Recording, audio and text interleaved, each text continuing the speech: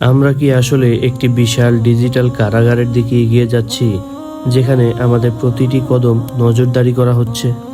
আপনারা হয়তো ভাবছেন, এই অত্যাধুনিক প্রযুক্তির যুগে ইমাম মাহদী আলাইসাল্লামের আগমন কিভাবে সম্ভব।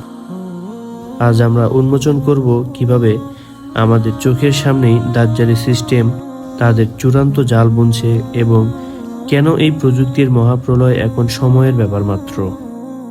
ডলারের পতন ও তেলের রাজনীতি। আপনারা সাম্প্রতিক খবর খেয়াল করছেন কি? ইরান ঘোষণা দিয়েছে তারা এখন থেকে হরমুজ প্রণালীতে লেনদেনের জন্য আর আমেরিকান ডলার গ্রহণ করবে না, বরং তারা ইউয়ান বা বিকল্প মুদ্রার কথা ভাবছে। তেলের দাম ইতিমধ্যেই ব্যারেল প্রতি $103 ছাড়িয়ে গেছে। এটি কেবল একটি খবর নয়, এটি হলো সেই দীর্ঘ প্রতীক্ষিত ডলারের পতনের শুরু।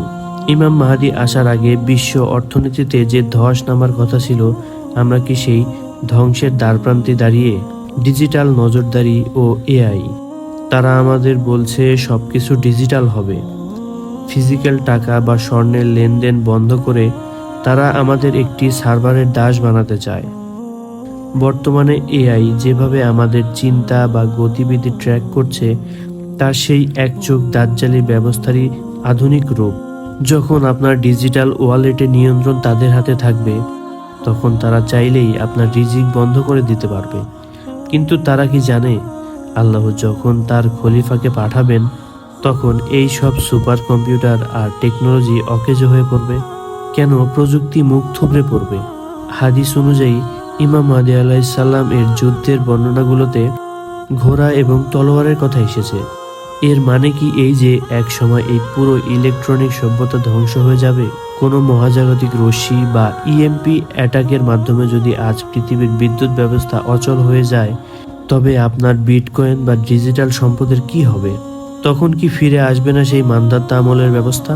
আমরা যারা এই প্রযুক্তি নিয়ে কাজ করি, তাদের জন্য বার্তাটি পরিষ্কার: সিস্টেমের ভেতরে থাকুন, কিন্তু সিস্টেমের গোলাম হবেন না। লাভের টাকা দিয়ে কিছু স্বর্ণ বা আবাদি জমি করে রাখুন, যা অফলাইনেও টিকে থাকবে। আর সবকিছুর ওপরে নিজের ঈমানকে মজবুত করুন, কারণ চূড়ান্ত যুদ্ধের সময় আপনার ল্যাপটপ বা ফোন নয়, আপনার তাকওয়াই হবে আপনার ঢাল। সময় খুব অল্প। দাজ্জালের মায়া আমাদের চারপাশ ঘিরে ধরেছে। আপনারা কি মনে করেন এই ডিজিটাল সিস্টেমটি আর কতদিন টিকবে? কমেন্ট করে আপনার মতামত জানান। মনে রাখবেন, আল্লাহ যা করেন বান্দার ভালোর জন্যই করেন। নিজেকে প্রস্তুত রাখুন, অন্ধকার শেষে ভোরের আলো আসছেই।